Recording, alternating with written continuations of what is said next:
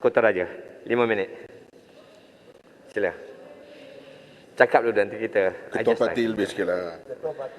Ya, ya. Tuan Yang di-Pertua, saya nak tumpu hanya hal pengurusan pilihan raya. Baik.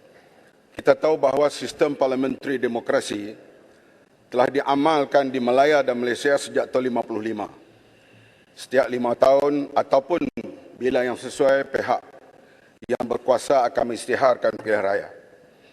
Hatta pada tahun 69 bila berlaku darurat, selepas darurat, kita lihat bahawa kerajaan diserahkan kepada parti yang menang, iaitu Perikatan dan Barisan Nasional pada waktu itu. Diikuti selepas itu berlaku darurat di Kelantan pada tahun 77. Selepas 3 bulan diadakan pilihan raya dan parti yang menang Barisan Nasional menguasai Kelantan.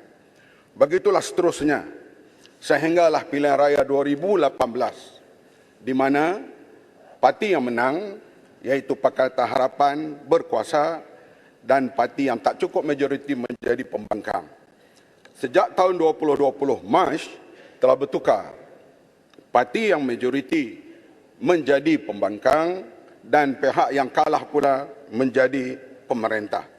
Ini satu perkara yang begitu berat berlaku di Malaysia dan meletakkan politik di Malaysia tidak berada dalam keadaan stabil lagi sampai kepada hari ini. Rakyat menerima sistem parliamentary demokrasi ini dan inilah menyebabkan Malaysia terjulang sebagai sebuah negara demokrasi walaupun mungkin ianya tidak sempurna tetapi ia diterima dan ekonomi berkembang bahkan biasa menjadi Tiger of Asia. Selepas Sheraton Move, rakyat mulai hilang kepercayaan kepada sistem parliamentary demokrasi ini. Setiap kali pilihan raya, peratus keluar mengundinya begitu rendah. Dan di antaranya mereka tidak percaya lagi kepada sistem yang ada dan kepada wakil-wakil rakyat yang menang. Oleh itu untuk memulihkan keadaan ini, untuk memulihkan sistem parliamentary demokrasi ini, Akta Anti Lompat Parti mesti disegerakan. Kalau tak ada Akta Anti Lompat Parti ini, bagaimana kita nak praktiskan parliamentary demokrasi yang subur? Inilah yang menjadi halangan terbesar sekarang ini. Kalaulah Akta Anti Lompat Parti ini tidak diperkenalkan kali ini atau dalam sidang khas parlimen, saya dan rakan-rakan barangkali akan kembali semula ke jalan raya untuk mendesak. Sebab kita lihat, kita bercakap melalui parlimen kadang-kalanya ianya tidak dipedulikan. Barangkali mereka mau seperti dahulu, ratusan ribu rakyat berada di jalan raya, barulah mau dengar suara rakyat. Kita lihat, akibat daripada Sheraton Move, berlaku pembaziran yang amat sangat. Pilihan raya Sabah, pilihan raya yang dipaksakan memakan belanja lebih 130 juta. Pilihan raya Melaka memakan belanja lebih kurang 45 juta. Pilihan raya Johor yang terbaru memakan belanja lebih kurang 96 juta. Sedangkan pilihan raya umum Johor hanya belanja 35 juta dan Melaka hanya lebih kurang 13 juta. Artinya pilihan raya yang dipaksakan ini tambahan pula musim Covid, maka kita lihat ianya memakan belanja yang begitu besar. Dan ini perkara-perkara hasil daripada Sheraton Move, iaitu mereka yang telah melakukan pengkhianatan terhadap sistem parliamentary demokrasi ini. Sebab itulah ianya amat penting untuk disegerakan soal Akta Lompat Parti ini. Jangan main-main, sebab perkara ini adalah perkara yang begitu mendesak. Hari ini pun bersih sudah datang di depan parlimen dan mendesak Akta Anti Lompat Parti ini disegerakan.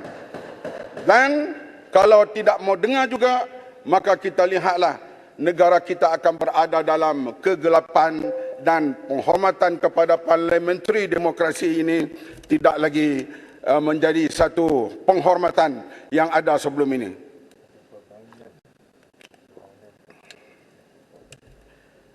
Oleh itu soal ini bukanlah satu soal yang main-main yang perlu dibuat oleh pihak yang berkuasa sekarang ini. Walaupun kuasa mereka itu barangkali macam telur di hujung tanduk, berbagai pihak yang mengugut mereka, termasuk sama-sama memerintah ugut sama sendiri.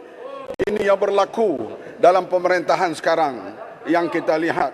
Dan mereka bukan setakat berada dalam sebuah rumah tapi tidak sekata dalam sebuah rumah berperang antara satu sama lain, seperti perang antara Rusia dengan Ukraine sekarang ini yang berlaku dalam kerajaan. Kita tak tahu kita nak panggil kerajaan apa, PN, BN, kerajaan punah, rojak, kerajaan perang yang sedang berlaku sekarang ini.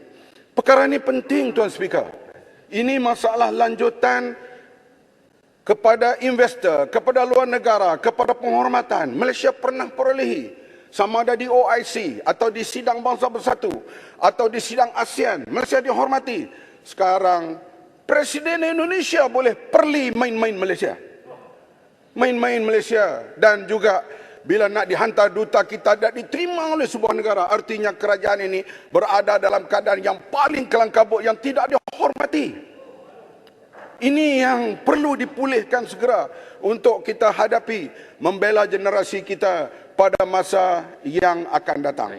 Kita tidak mahu kita disenaraikan setaraf dengan negara-negara lain di ASEAN yang dulu jauh terkebelakang, seperti Laos dan Kampuchea.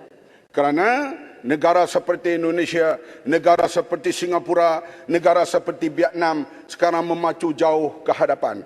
Di antaranya yang berlaku begini, kestabilan politik dan rasuah yang meningkat. Ini perkara yang cukup berat. Corruption Perception Index tahun 2018 kita berada di tempat 61. 2019 di bawah Pakatan Harapan nombor 51.